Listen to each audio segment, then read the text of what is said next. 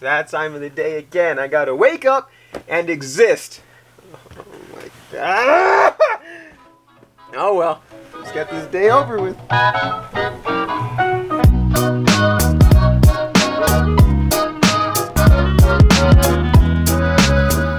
You know, existence is a drag. Just ask the Donkey Kong Bongos. One day you're just an idea, and then all of a sudden you're born and you're shown off to the world, and everyone's like, oh my god, that's so cute, that's got a lot of potential. And then a few years down the line, everyone starts to think back and say, wow, well you turned out to be really disappointing, and not what I expected at all.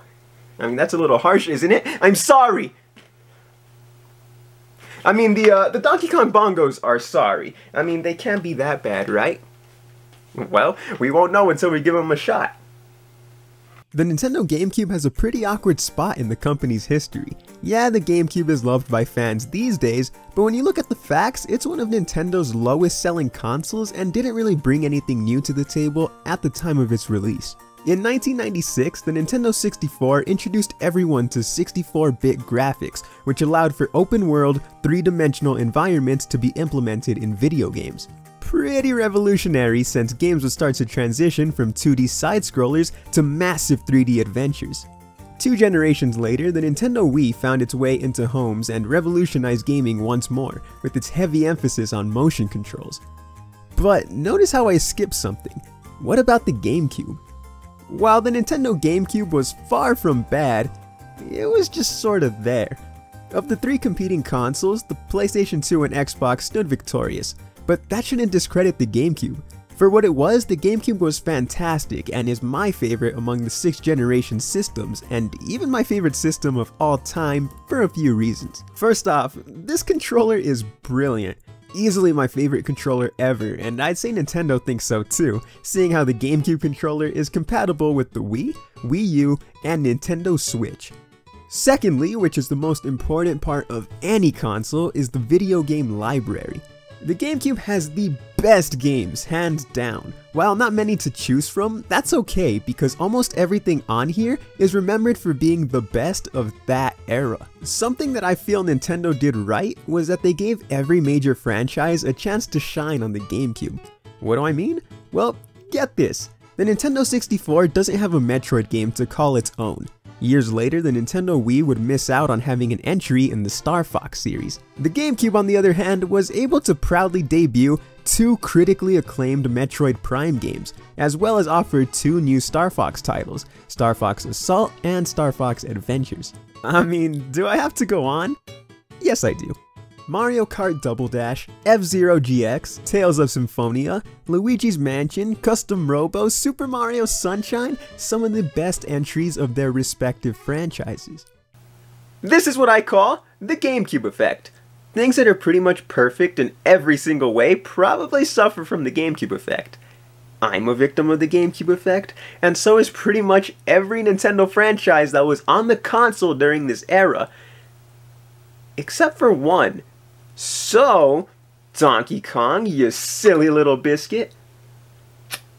I'm gonna tell you what my prom date told me. Where did it all go wrong? Donkey Kong's place on the GameCube is weird. While every franchise seemed to have gotten something spectacular, Donkey Kong, one of Nintendo's most beloved properties, came up short. In years prior to this, Donkey Kong was on top of the world with the classic arcade hit as well as the renowned Donkey Kong Country line of games. So what do you do when you have all that success? Well, you throw it out the window and start fresh. Instead of using a traditional controller, Donkey Kong games were now required to use the infamous Donkey Kong Bongos. Designed after the traditional bongo drum, you use the DK Bongos exactly like that. Hit either pad for an action and clap your hands when you're instructed to do so. So how on earth do you make a game out of this? You know, it's best if we just didn't have this conversation, but yet there you are, and here I am, and unfortunately, I've got time to kill. Seriously, I'm playing with Donkey Kong Bongos. Do you really think anybody's desperate to hit up my DMs at the moment? I didn't think so. First up on the list is the Donkey Konga series, the whole reason these bongos were even created.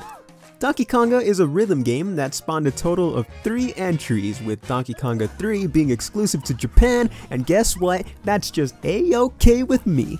For a rhythm game, Donkey Konga is alright, but it's just a little too simple, and honestly, it's pretty boring, especially when you compare the series to other rhythm games like Parappa the Rapper or Rhythm Heaven. With that aside, let's get into the gameplay.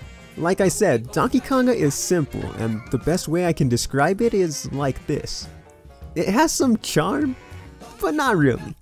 Right off the bat, you're given a few modes to choose from, but you'll spend most of your time in Street Performance, which is basically an arcade mode. From there, pick your difficulty, collect coins, buy mediocre stuff, and that's it. The most interesting part about Donkey Konga is obviously the gameplay. It's pretty straightforward, but I'll explain it anyway. Press right when you see red, left when you see yellow, hit both when you see pink, and clap your hands for those pointy notes. It sounds a little weird on paper, but to my surprise, it actually works, and it works well. Something that doesn't work though is this song selection. For a company that creates amazing video game soundtracks, you'd think Donkey Konga has a bunch of fresh remixes of existing songs that we all love. But no! Believe it or not, Donkey Konga's song list is made up of covers of real-life music, and it's as bizarre as it sounds. One minute you'll be playing Queen's We Will Rock You, then you're jamming to the Pokemon theme song, or maybe you want to play Oye Como Va, and finally end with Blink 182's All the Small Things. I don't know about you, but either this is the most awkward setlist of all time, or Donkey Kong has the musical range of a theater kid. If you're expecting more from Donkey Konga 2, then you're gonna be pretty disappointed, since the game doesn't add much. Part 2 has a freestyle zone where you can just hit the drums to a pre-recorded beat, which kinda makes no sense. These aren't real bongo drums, so all you hear is plastic and clapping, which is so loud you can't hear the beat on the TV anyways.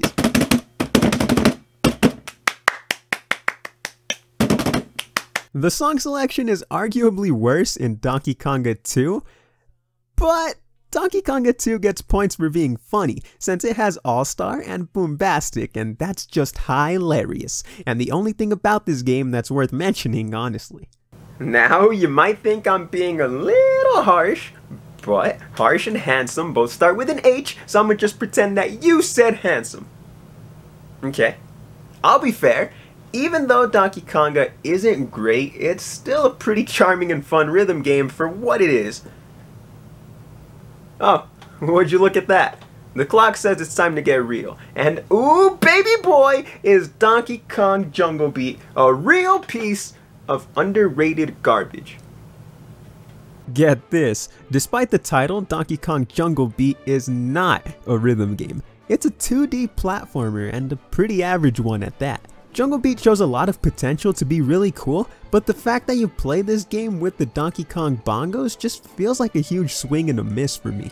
Again, controls are pretty straightforward. Move right, move left, and clap for an action. Yeah, this is creative, and the controls work really well, but overall the game just feels average. Jungle Beat has 8 levels with the final boss at the end. Throughout each level you have to collect bananas or beets. The more beats you have, the better the chances for you to get all 3 medals at the end of the stage. To my surprise, Donkey Kong Jungle Beat is actually pretty well received, with an astonishing 80% on Metacritic. I feel like this game could have been better if Nintendo just decided to step away from the bongos real quick and make a traditional Donkey Kong Country game or a brand new 3D platformer. My experience with these bongos has been interesting, to say the least. I laughed, I cried. Nah, I'm just kidding, I ain't no wuss. Well, actually, maybe I am a wuss, because after playing all these games for a few hours, my shoulders started to hurt like I just worked out. Also, it should go without saying that these bongos are pretty loud. You're gonna be doing a lot of slapping and clapping, so maybe play with the door closed if you have company. At the same time, all that clapping with the door closed could sound a little suspicious.